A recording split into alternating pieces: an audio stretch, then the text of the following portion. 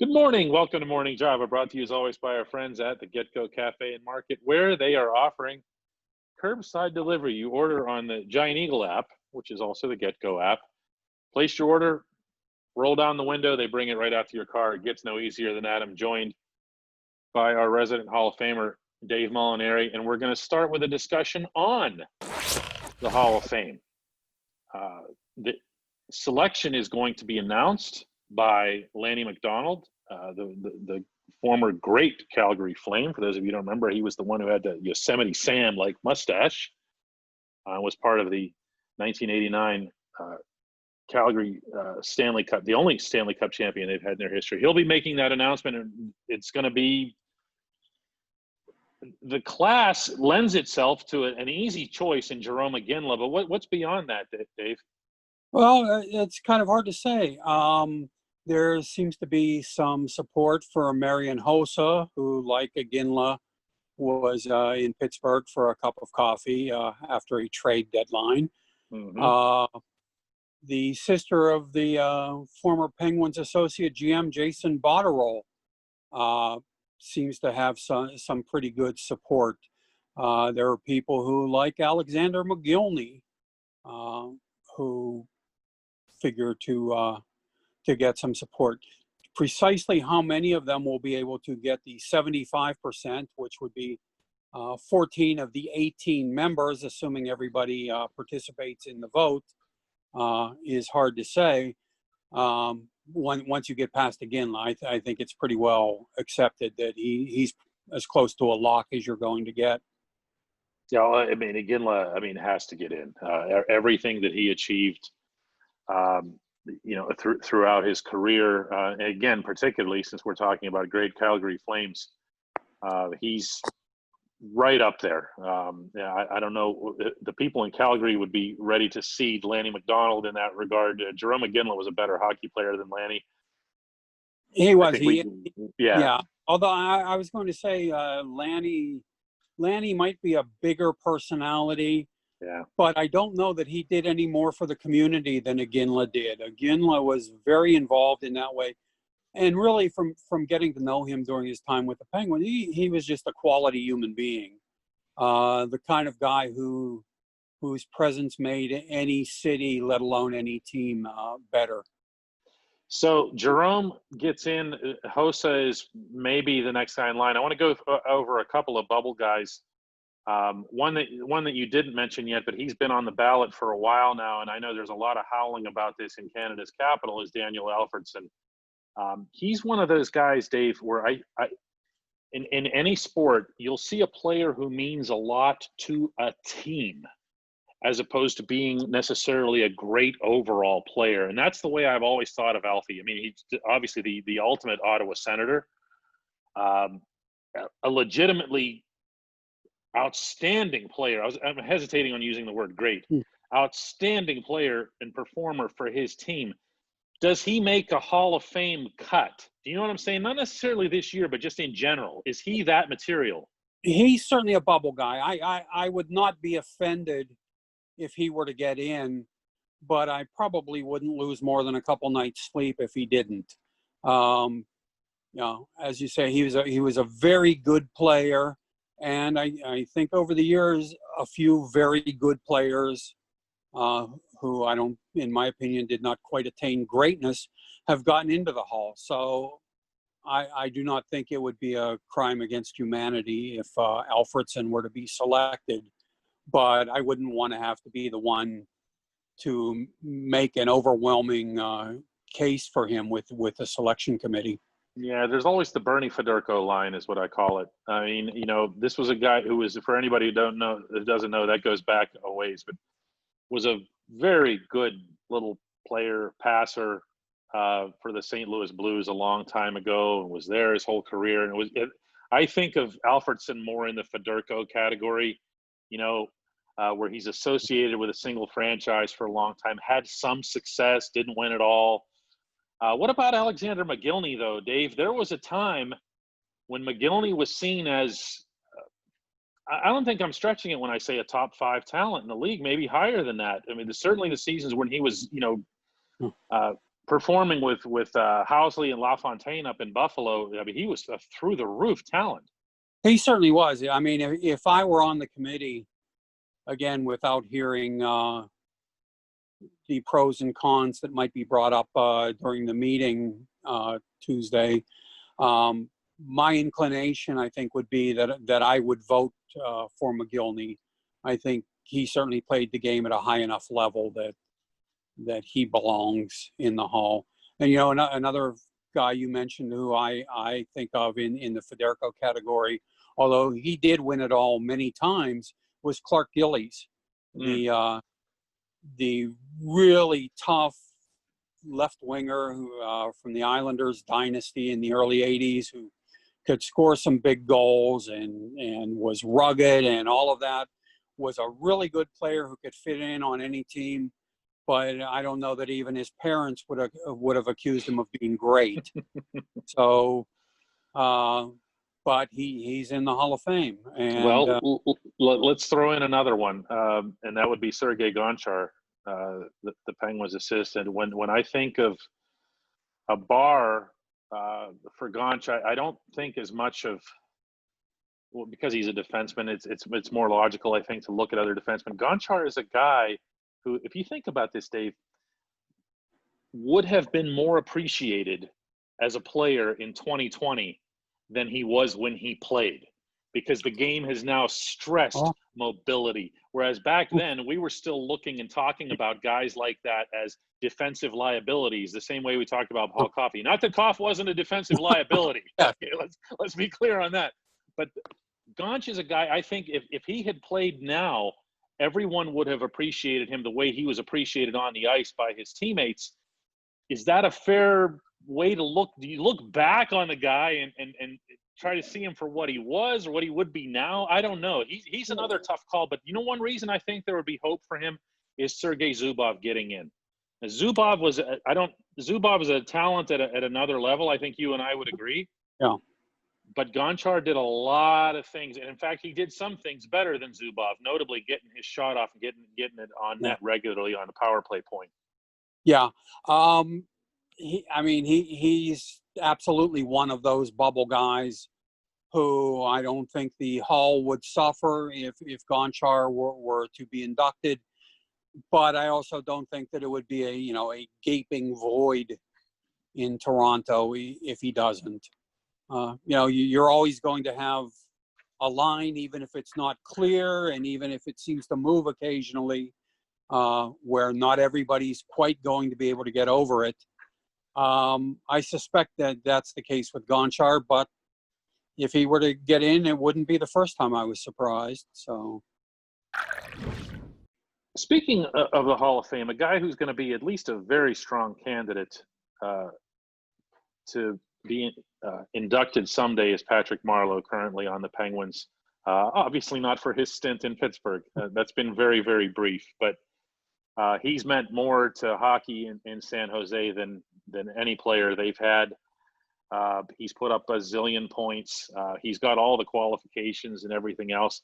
But what I'm wondering, Dave, is how a 40-year-old responds to a 3-month layoff and then coming back into the highest impact hockey that anyone can play. And I'm wondering how much he can realistically contribute within the Patrick Marleau context. You know what I'm saying? As opposed to just saying how much he can contribute. Of course he's going to contribute. He's Patrick Marleau.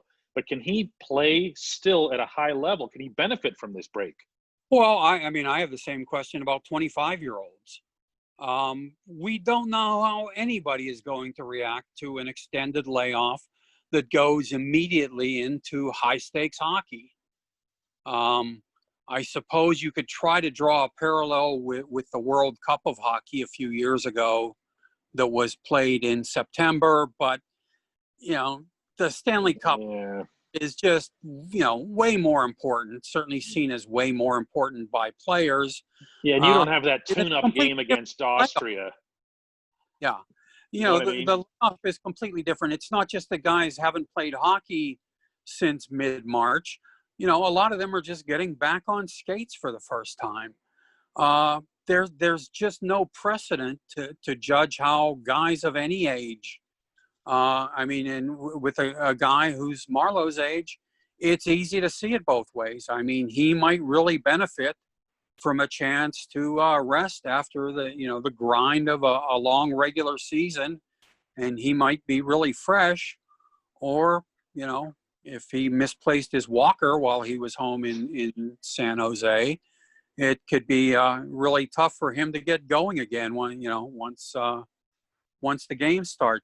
I do think it's worth noting, though, that because of Jake Gensel coming back, right now I would certainly project Marleau to be on the Penguins' third line. So he's not going to have the offensive responsibilities that he would have had the season proceeded on schedule and he had been deployed as a top six winger. And I think that will certainly work to his benefit. The pluses that come with his experience will certainly be there, but the pressure to produce offensively won't be. And I think that has to be a good thing for him and the team. If I can do devil's advocate on that one, I liked some little of what we saw of Malkin and Marleau together. And again, it was just a laughably small sample size. I get that. There seemed to be a little bit of chemistry. The game in Newark that you covered, which is now the last game ever played. And I could also see between Zucker and Marleau, if you're presuming, as I am, that Sherry is on the top line. Yes, that's okay. The only place you can play him. That's that right, but I think that's part of what comes into this next equation, which is between the second and third line. If Zucker, who's really, really solid two ways, not that Marleau isn't, but Zucker might be the guy that would be more of the back checking guy, I think, on the third, if he was on the third line. Jared McCann is not a great defensive forward. I'm being nice, okay, with that assessment. He's just not. The coaching staff actually will openly acknowledge that. Patrick Hornqvist, it doesn't have the recovery speed that you want for you being, you know what I mean? Your last guy back. That's why I've kind of thought, Dave, that maybe Zucker will end up there. And then if something happens and either Sherry's not available or the Penguins need somebody else, if the performance thing doesn't work out with Sherry, that they could just, slide Zucker up there from the third to the first. But I don't know. I mean, these seem to be nice problems for everybody, Yeah, I don't know that Marleau has enough of an offensive game left that you want him playing in a top six role. Okay. I assume you would have had, under your scenario, you would have had him with Malkin as opposed to Crosby. And Malkin and Rust, right. You're right. And I don't know. I mean, we'll have to see how guys respond to training camp. Again, we don't know how guys are going to deal with the long layoff. But on paper, going into camp, my inclination would be to have him on the third line and Zucker on the second. Obviously, with the ability to flip, it's not like in today's NHL, coaches go into the first game with a set of forward combinations and sticks with them for the duration of the season. Yeah. Probably not even the duration of the game. So I won't be at all surprised if we do see Marleau get bumped up occasionally, but I think in general he's a third liner at this point in his career. My favorite person with whom to talk about hockey has never changed. It's been Eddie Johnston from day one. I hope it doesn't change for a very long time. One of my favorite things about talking hockey with EJ is that he will invariably reduce this sport that is currently being made so complicated by some down to the simplest possible commodity. Is the guy skating? Is he not skating? Can he skate or can't he skate? Reminds me a lot of some of the stuff that we used to hear from Herb Brooks whenever he was in town as well. Herbie didn't overthink stuff. Dude can skate, can't skate. Can't skate, see ya. The legs feed the wolf. The legs feed the wolf. And I'm fascinated by the idea of the Penguins returning for this unusual, highly unusual, unprecedented, not unusual, unprecedented training camp. And taking the ice, if I am Mike Sullivan or I'm other people who are making the kind of decisions that we were just talking about, like you said with Marleau, let's see how they respond in training camp. Well, what you're talking about here is, do they look like they have their legs under them or not? Because you're not going to have a lot of time to figure that out between then and when the puck drops against Montreal. You're going to have your legs under you. Absolutely. If I was at Cranberry and I'm watching these guys, I want EJ around me. Not for show, not to be respectful or whatever. I want him to say, don't even look at their numbers, EJ. Just tell me who's skating. Tell me who's moving and who isn't. You know what I mean? Oh, he certainly has an eye for that sort of thing. Mm-hmm. I mean, and the man has been around the game for his entire life and in a variety of roles, and is an extremely astute observer. So, yeah, and the good thing for the Penguins is he often is there. Yes. He enjoys being around it, and they benefit from his observations.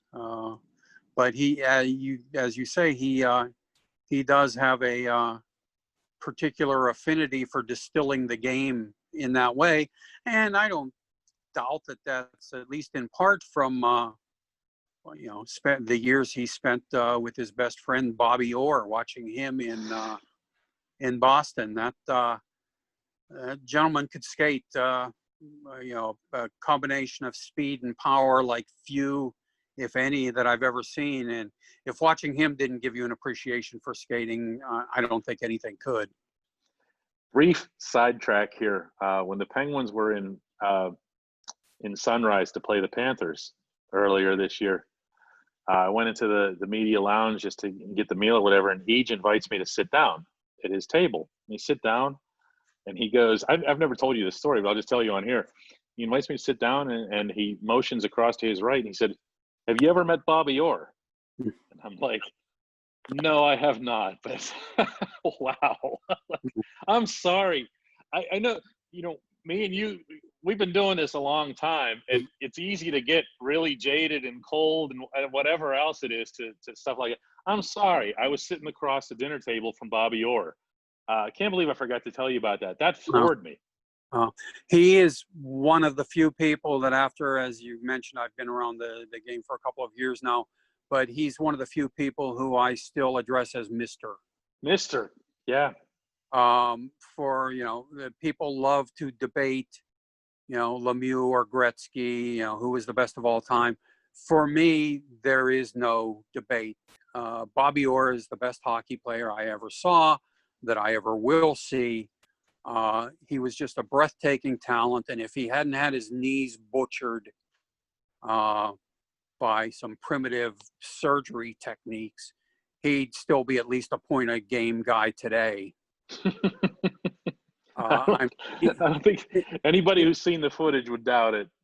He was just, if I had $1 for every time I watched him skate through 5 Penguins and score a goal, I wouldn't be working for the site now. I would own it, in addition to a few villas, the French Riviera.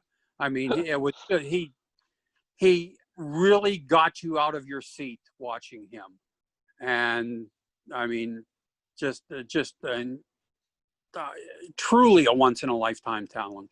There's something that's still beautiful about reducing the game to skating, to swing back to where I was at the beginning of this, and even the subtle nuances of it. And you tend to hear this still, to repeat myself, from the older school guys, where they'll notice a first step in training camp that someone takes. They'll notice how long it takes that skater to get up to full speed. It's something that I think you and I were talking about as related to Samuel Poulin. Remember at training camp, where it was one thing to see the fact that he's fast. How long did it take him to get there? Not long. No. And for a bigger kid, that part of the game, it's just, nothing's going to change it. No. I mean, if you can't skate well, you can't play at this level unless you're Robbie Brown. Oh, wow, that's perfect. You know who would agree with that more Robbie than Brown. anybody? Robbie Brown, absolutely. Oh, he knew it. I mean, he He was skated proud of it. He was wet proud of it in a sand, way. Yeah. and I mean, we don't want to branch off into a Robbie Brown discussion, but he thought the game more like Mario Lemieux than anybody Lemieux ever played with. That is so true. And that's So why true. he had the head and the hands. If the kid could have skated, he might be the all-time goal-scoring leader. I believe he still has some Western Hockey League scoring. Eligibility. Yeah. Oh, scoring records. I thought you said eligibility. As long as we're having fun here, another guy who thought the game at Mario's level, including when he was on the ice with Mario, was not a forward in my eyes. It was a defenseman, and it was Larry Murphy. Oh, I've always the understanding, and it's not just the goal that if you're a longtime hockey fan, I know you're thinking of the one goal that that Murph threw the bank pass up into the neutral zone for Mario. What you have to watch is the whole sequence, everything that Murphy did to give Mario time to get out of the zone, to wait to make that bank pass. I mean, Larry Murphy fought the game at another level, period. yeah. He's one of the most intelligent players I was ever around or got to watch. I mean, there wasn't a spectacular corpuscle in his body.